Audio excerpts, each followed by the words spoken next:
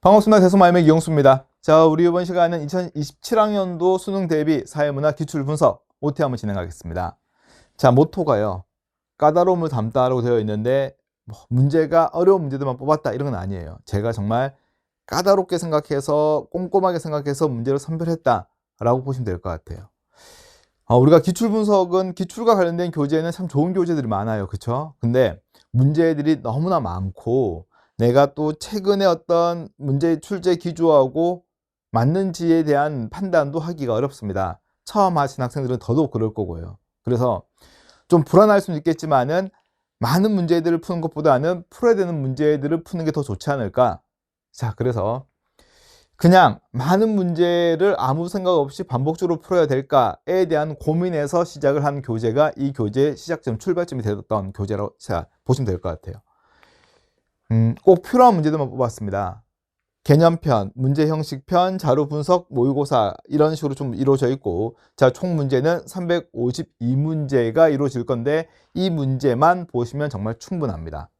그냥 같은 문제, 비슷한 난이도의 문제, 형식의 문제를 끊임없이 반복적으로 푼다라고 하는 것도 효과는 있을 수는 있겠지만 상당히 비효율적이 될 수도 있는 거거든요. 자, 그리고 또 두 번째는 문제 순서까지도 고려했습니다. 당연히 유형이라든가 난이도도 고려를 했겠지만은 문제 순서까지도 단순하게 과거에 나왔던 문제부터 최근에 나왔던 문제라기보다는 유형과 난이도를 고려해서 그래 이렇게 시작해서 이것부터 먼저 풀게끔 하고, 그리고 나서 이제 그 다음 문제를 넘어갔을 때 앞에 있는 문제를 통해서 학습한 내용이 적용되는지에 대한 것도 확인할 수 있게끔 문제 순서까지도 제가 꼼꼼하고 까다롭게 생각하면서 교재를 구성을 했다고 보시면 좋을 것 같아요.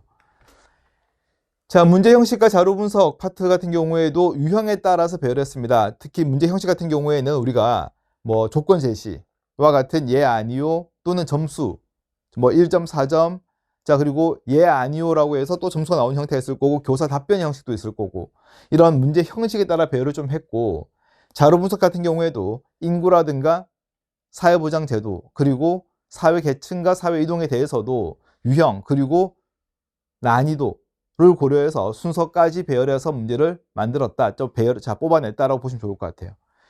자, 기출 분석 같은 경우에는, 모의고사 같은 경우에는 2025학년도와 2026학년도에 나왔던 교육청 평가원 수능 문제들을 전부 다 모아가지고요, 그 중에서 20문제씩 총 4회분을 만들었습니다.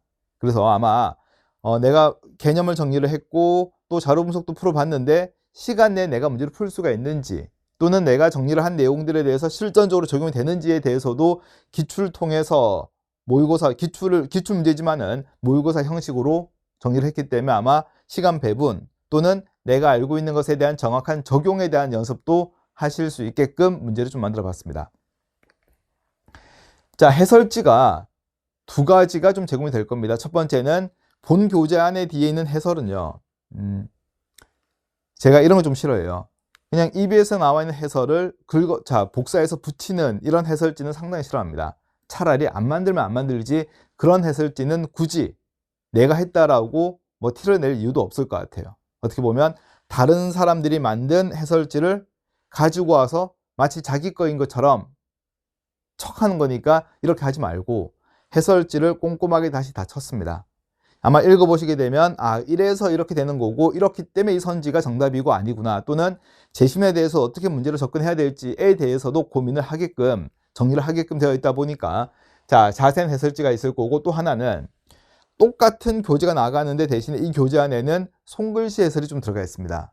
자, 손글씨 해설의 장점은 뭐 시각적으로 바로 확인된다는 점도 있겠지만은 실전적으로 내가 어떻게 생각을 해야 되는지, 그리고 어떻게 내가 이 선지는 판단을 해야 되는지에 대한 내용들을 좀 더 실전적인 손글씨 해설을 한번 적어봤습니다. 자, 나중에 보면 손글씨 해설이 나와 있는 이 교재만 가지고 가시면서 마지막 정리를 해도 상당히 도움이 될 겁니다. 이러니까 이런 거야. 이런 내용들은 이런 거 조심해야 돼. 이렇게 정리가 되어 있다 보니까 아마 한번 쭉 정리를 하고 나서 복습을 하고, 그리고 나서 좀 시간이 지나서 6, 9평 대비나 또는 수능 대비했을 때 손글씨 해설만 보시면서 필요한 내용들을 정리를 해도 아마 크게 많이 정말 도움이 될 겁니다. 자, 이렇게 좀 교재가 좀 흐리게 나오긴 했지만은, 자, 이런 식으로 손글씨 해설이 이렇게 좀 만들어져 있습니다. 자, 보이시죠? 이런 문제들은 어떻게 시작을 해야 되는지에 대해서도 첫 번째, 두 번째 순서까지도 한번 배열을 했습니다. 첫 번째, 뭐 세 번째, 네 번째 보이시죠? 이런 식으로 뭔가 어떻게 생각하고 문제를 푸는 순서까지도 이런 식으로 정리를 해놓은 게 손글씨 해설지라고 보시면 좋을 것 같아요. 자, 자료 분석에 대해서도 이렇게 뭐 정리를 한 것도 있겠지만은 뭐 그냥 단순하게 계산보다는 어떻게 확인을 해야 되는지에 대해서, 그리고 제시문에 나와 있는 정보를 통해 가지고 이런 정보는 어떻게 시작해야 된다, 이런 내용들을 정말 시험에 필요한 생각을 정리를 했다고 보시면 좋을 것 같습니다. 자, 기출 분석은요 총 22강으로 이루어져 있는데, 기본적으로 작년도 강의에다가 올해 추가된 모의고사 2회분에 대한 강의를 추가 제작을 좀 하도록 하겠습니다. 자, 좀 밀도 있는 수업을 위해서는 스튜디오 촬영이 좀 더 좋을 것 같기 때문에, 자, 지금 여기에서 촬영을 좀 진행을 하도록 하겠습니다. 자, 기출 분석은, 기출 문제는요, 이거는 선택이 아니죠. 꼭 봐야 되는 필수적인 거긴 한데요. 많은 문제를 보는 것보다는 꼭 필요한 문제들을 두 번, 세 번 반복하시고요. 제가 모든 교재는 이북으로 다 제공이 됩니다. 그러다 보니까, 자, 저하고 같이 한번 수업을 하시고, 그리고 나서 이제, 이북을 통해 가지고 시간이 좀 지나 가지고 한 번씩 더 확인을 해 나가시면서 풀어 보시게 되면 반복적인 효과도 분명히 가질 수가 있을 겁니다. 자, 좋은 강의로 첫 번째 강의에서 좀 뵙도록 하겠습니다. 자, 감사합니다.